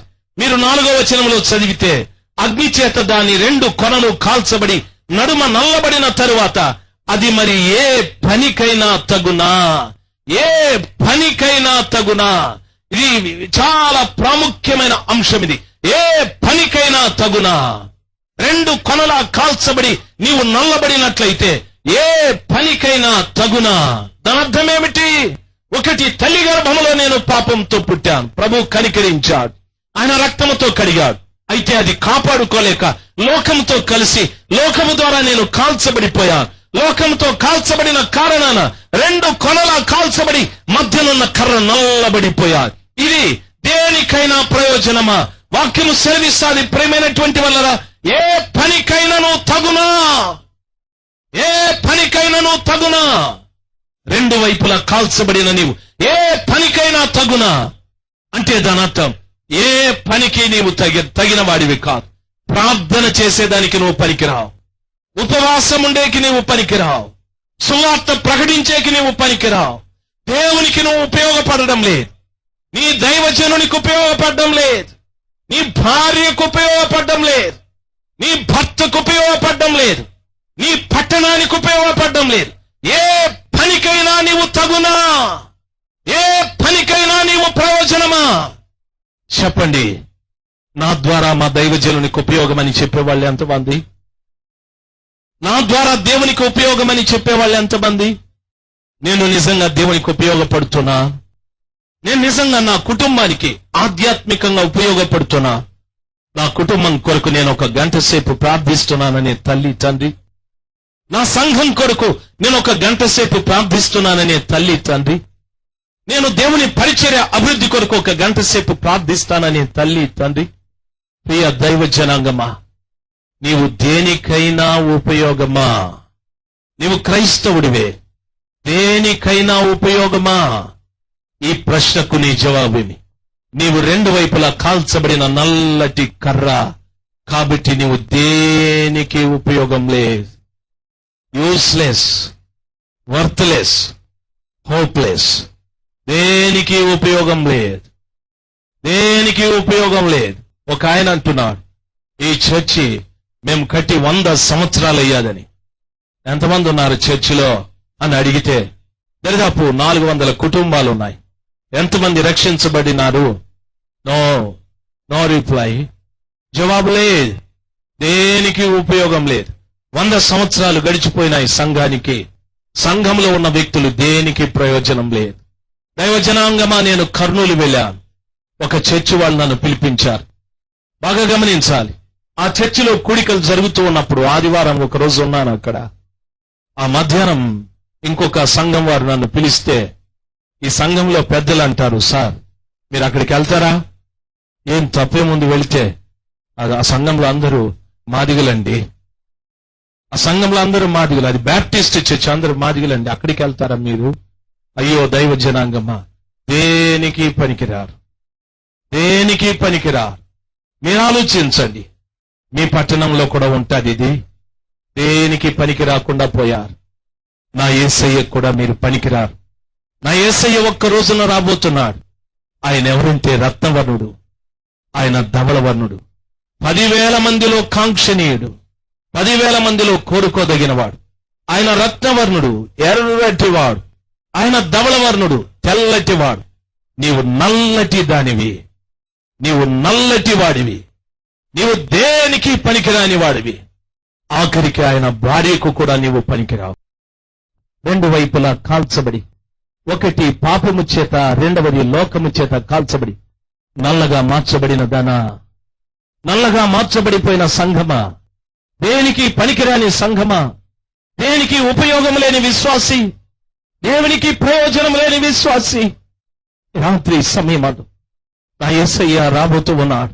ఆయన రత్నవర్ణుడుగా రాబోతున్నాడు, ఆయన ధవళవర్ణుడుగా రాబోతున్నాడు, 10,000 మందిలో అతి కాంక్షణీయుడుగా రాబోతున్నాడు. నిన్ను చూసినప్పుడు నల్లగా కనిపిస్తే, అందవిహీనంగా కనిపిస్తే, నా యేసయ్య నిన్ను పెళ్లి చేసుకుంటాడా? నా యేసయ్య నిన్ను వివాహం చేసుకుంటాడా? నన్ను బాగా గమనించాలి. నీవెందుకు దేనికి పనికి రాలేదో తెలుసా? యాకోబు పత్రిక 4వ అధ్యాయం 7వ వచనం. యాకోబు పత్రిక 4వ వచనం వాక్యం ఈ రీతిగా సెలవిస్తాడు. వ్యభిచారిణులారా, ఈ లోక స్నేహము దేవునితో వైరమని మీరు ఎరుగరా అని యాకోబు భక్తుడు మాట్లాడుతున్నాడు. వ్యభిచారిణులారా, లోకముతో స్నేహము చేసిన ప్రతివాడు కూడా పరలోకములో ఉన్న దేవుని దృష్టికి వ్యభిచారము చేసిన వాడే. రెండవది, వానికి దేవునికి మధ్యన వైరముంది అని మాట్లాడుతున్నాడు. వానికి దేవునికి మధ్యన వైరముంది. వైరము కలిగిన నీకు దేవునికి మధ్యనున్న వైరము ఎరగకుండా నేను క్రీస్తు పెళ్లి భార్యనని చెప్పొచ్చు. అయితే వైరమున్న నిన్ను ప్రభుల వారు పెళ్లి భార్యగా స్వీకరించలేడు. నల్లని దానివైన నీవు, రెండు కొనల కాల్చబడిన నీవు, పాపము చేత లోకము చేత కాల్చబడిన నీవు యేసయ్య పెళ్లి భార్యలు కాలేవు. నల్లని దానివైన నీవు దేనికి పనికిరావు, ఎవరికి పనికిరావు, మీ సంఘ కాపురికి పనికిరావు, మీ కుటుంబానికి పనికిరావు, దేవునికి పనికిరావు. దేనికి పనికిరాని వ్యక్తిగా కొన్ని సంవత్సరాలు మీరు జీవించారు, కొన్ని సంవత్సరాల నుండి బ్రతుకుతున్నారు. ఈ రాత్రి సమయమంది మాట విన్న తరువాత నీ గుండెల్లో భయం కలగాలి. రక్తవర్ణుడు ధవళవర్ణుడైన యేసయ్య వస్తున్నాడు. నేను దేనికి పనికిరాని వ్యక్తిగా ఉంటే నా పరిస్థితి ఏమిటి, నా గతేమిటి? నేను నల్లని వాడను, నేనెప్పుడు తెల్లని వాడనయ్యేది. నేను నల్లని వాడను, నా యేసయ్య ఎర్రనివాడు, నేనెప్పుడు ఎర్రని దాననయ్యేది. వింటున్నా తల్లి, నా ప్రియమైన తల్లి, నేను ముగించక మునుపు మరలా ఒక్క విషయం మీతో చెప్తున్నా. మొట్టమొదటి ద్రాక్ష తోట కారు ద్రాక్షలు కాశాది. అన్ని చేదు అనుభవాలే, అన్ని చేదైన అనుభవాలే. ప్రభువు దాన్ని విడిచాడు. రెండవ ద్రాక్ష తోట, మీరు నా యందును నేను మీ యందును నిలిచి ఉంటే మీరు బహుగా ఫలిస్తారు. మీరు క్రీస్తులో ఉండాలి, యేసయ్య మీలో ఉండాలి. చాలా మంది క్రీస్తులో లేరు.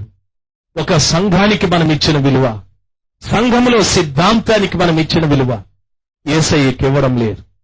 ఆ సిద్ధాంతమే దేవుడు అనుకుంటున్నాం, ఆ సిద్ధాంతమే గొప్పదనుకుంటున్నాం. ఈ సిద్ధాంతాన్ని పాటిస్తేనే పరలోకానికి వెళతామని అనుకుంటూ ఉన్నాం. దయచేసి గమనించాలి తల్లి, యేసయ్య కంటే గొప్పది ఏది కూడా లేదు. యేసయ్యలో మీలో యేసయ్య ఉంటే బహుగా ఫలిస్తారు. యేసయ్యతో మీరు యేసయ్యతో ఉంటే బహుగా ఫలిస్తారు.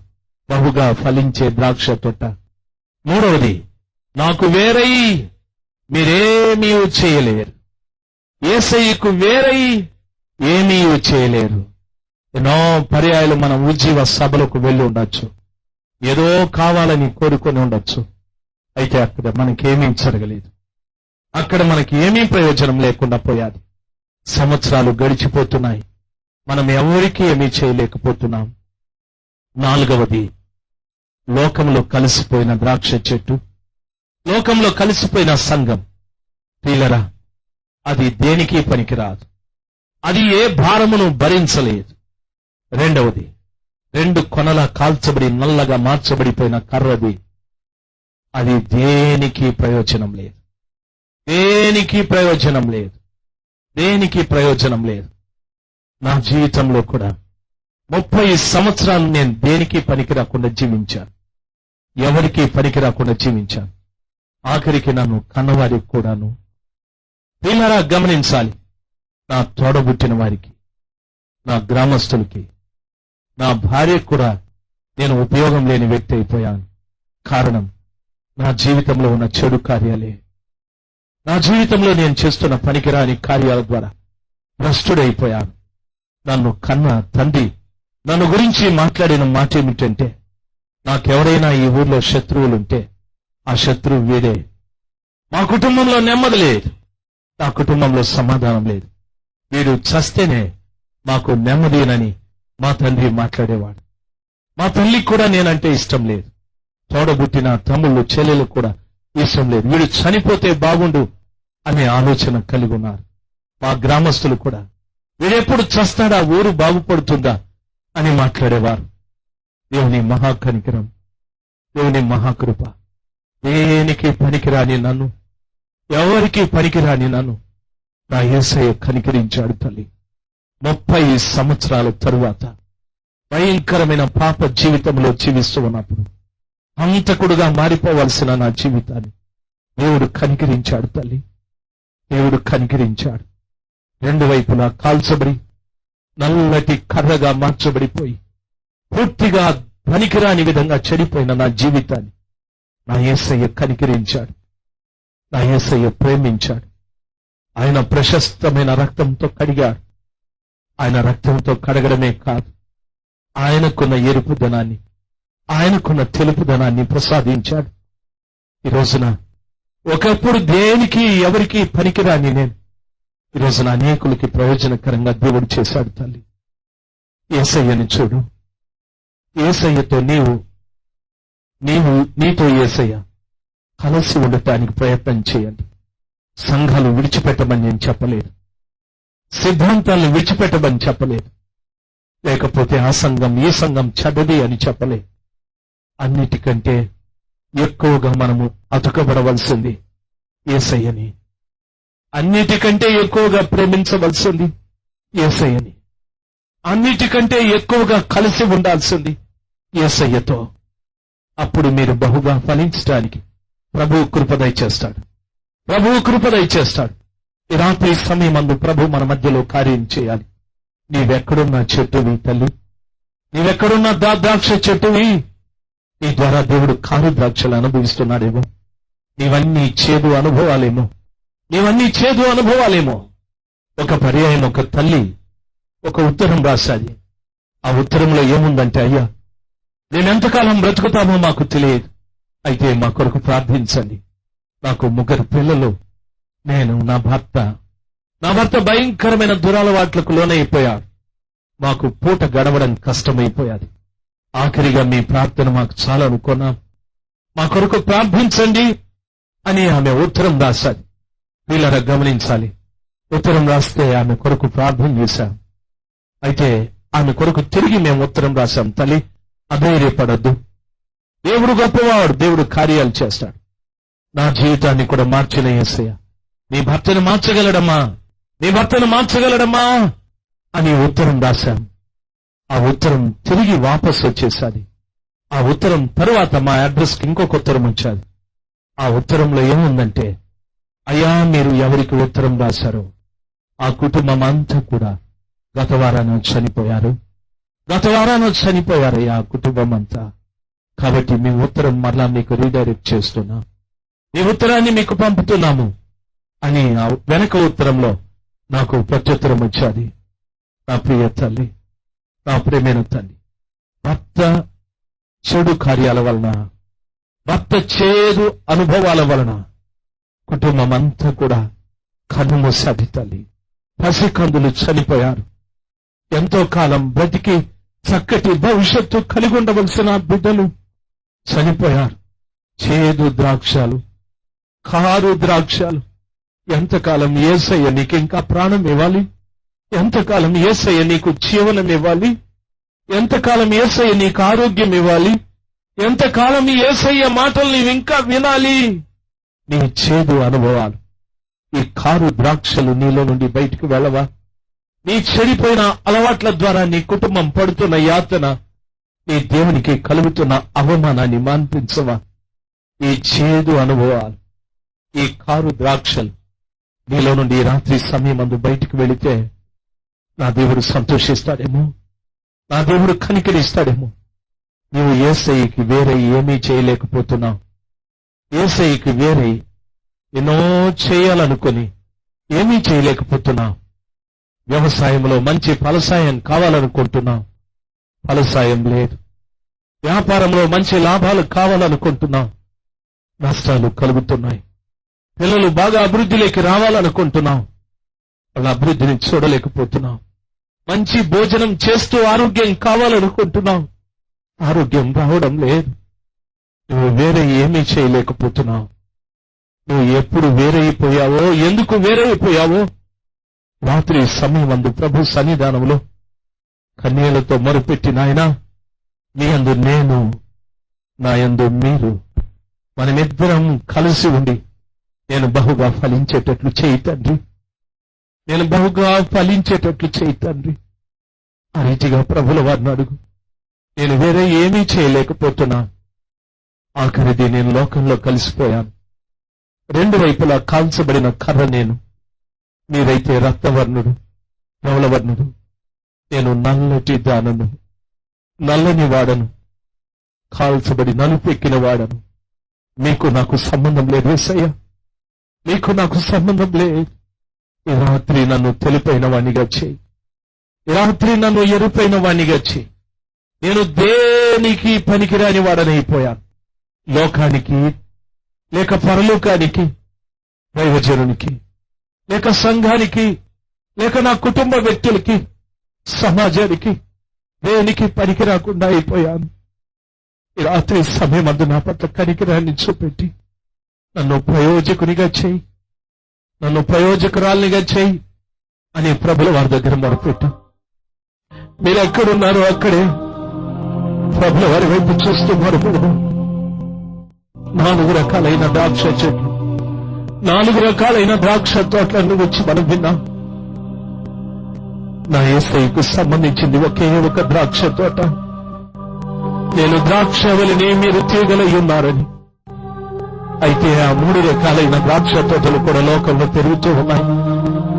ఒకటి వేరైన ద్రాక్ష తోట, ఒకటి కారు ద్రాక్షలు కాస్తున్న ద్రాక్ష తోట, ఒకటి లోకంలో కలిసిపోయిన ద్రాక్ష తోట. సంగమా, నీవు ఏ ద్రాక్ష తోట? సంగమా, నీవే ద్రాక్ష తోట? లోకంతో కలిసిపోయావా? నీవు 2 కొనలు కాల్చబడిన నల్లటి కథవైపోయావు. సంగమా, నీవే ద్రాక్ష తోట? నీవు ఆయనకు వేరైపోయావా? ఏమీ చేయలేని దానవైపోతావు, ఏమీ చేయలేని వాడవైపోతావు. నీవు మీకై ఏ ఉపకరణాన్ని కూడా మోయలేని వ్యక్తివైపోతావు, ఎవరి భారాన్ని భరించలేని వ్యక్తివైపోతావు. సంఘమా, నీలో కారు ద్రాక్షలున్నాయా? నీ కొరకు ప్రభు చేసింది ఒక్కసారి జ్ఞాపకం చేసుకో. నీలో ఇంకా చెడు అలవాట్లు, నీలో ఇంకా చెడు అభ్యాసాలు ఉన్నాయా? సంఘమా, సంఘమా,